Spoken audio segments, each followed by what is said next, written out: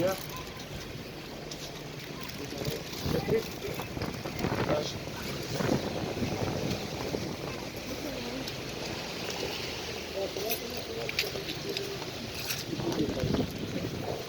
Ce faci, mă?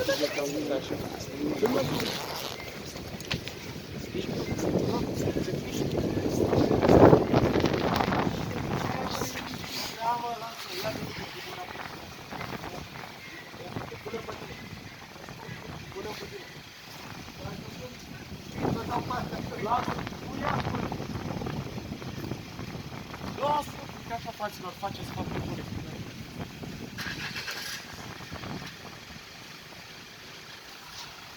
Hai că stă bombă, mogoșule.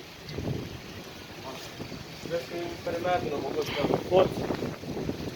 Stă forță. Asta, tata, ai grijă.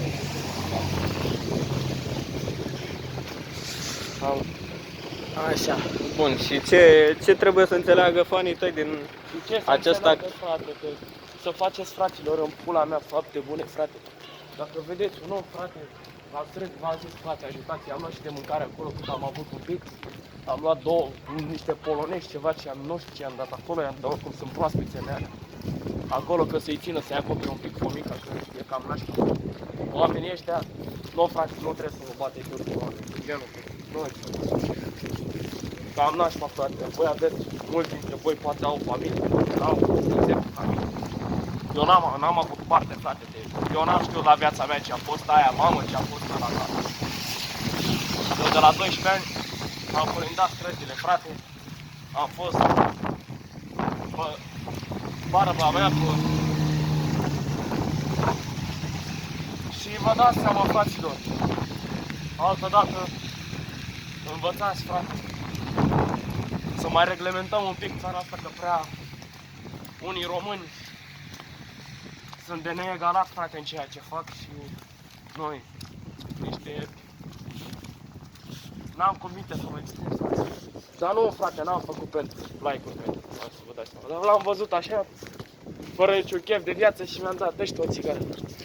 Cum? Nu țigarul meu. Știu? N-aș.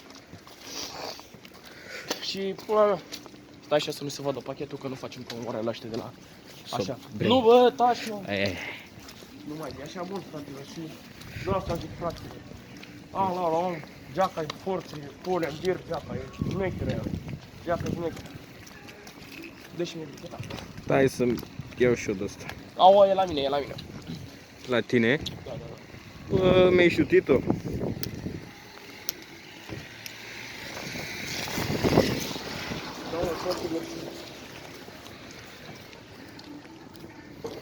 Să vă dați seama, fraților, învățați, fraților, să faceți fapte bune în până. Deci la mine.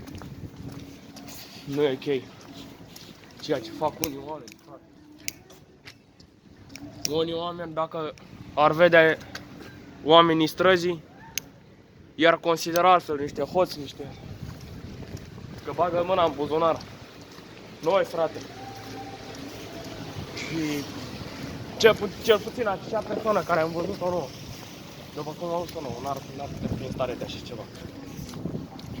E un moșulic la vreo 50 de ani, aproape sau taică.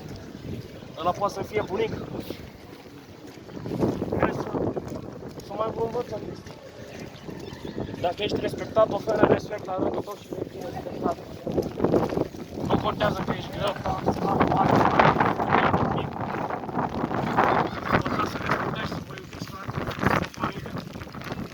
cei de acasă, nu mă credeți în prieteni, că noi ok, fraților, să vă dați seama. Și cu chestia asta cred că o să închei și eu videoclipul ăsta, deci v-am zis, nu. Faceți la rândul vostru, bune. Aveți 10 lei în plus. N-aveți ce face cu ei. Nu zic, dați ceva de mâncare. Hai pe aici. Că n-ai de unde să știi ce și-a el. Da, nu poate... Mâncarea și te sigur că o mănâncă. Mâncarea, da, orice om, da. Mai sunt și dependenți de alcool, cum s-ar spune, da? Gândiți-vă și voi că omul ăla nu bea așa.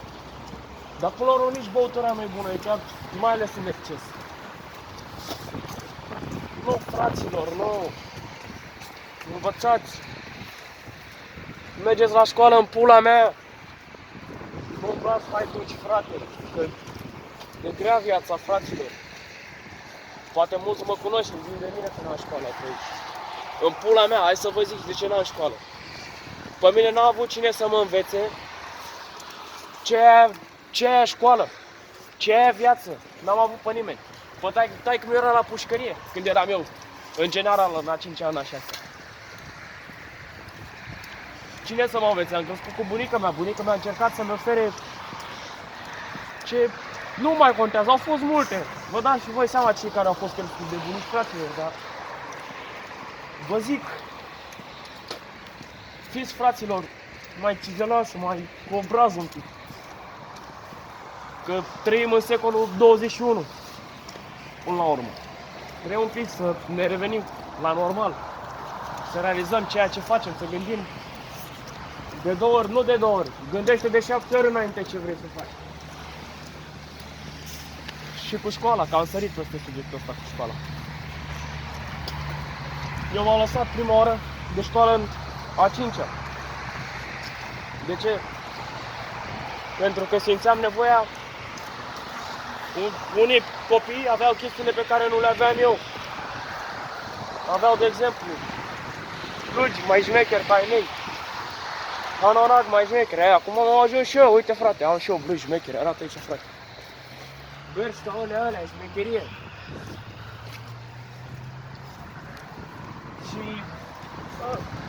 Și tot ce le-am luat, am muncit pentru ele. Și dacă am făcut vreo combinație sau ceva, n-am furat. Nu zic că orice român fură. Am furat și eu, nu pot să zic că n-am furat. Am făcut și eu fel și fel de combinații. Da. Eu vă zic, frate, lăsați interlopelile, șmecheriile, că ăstea nu mai sunt ce au fost.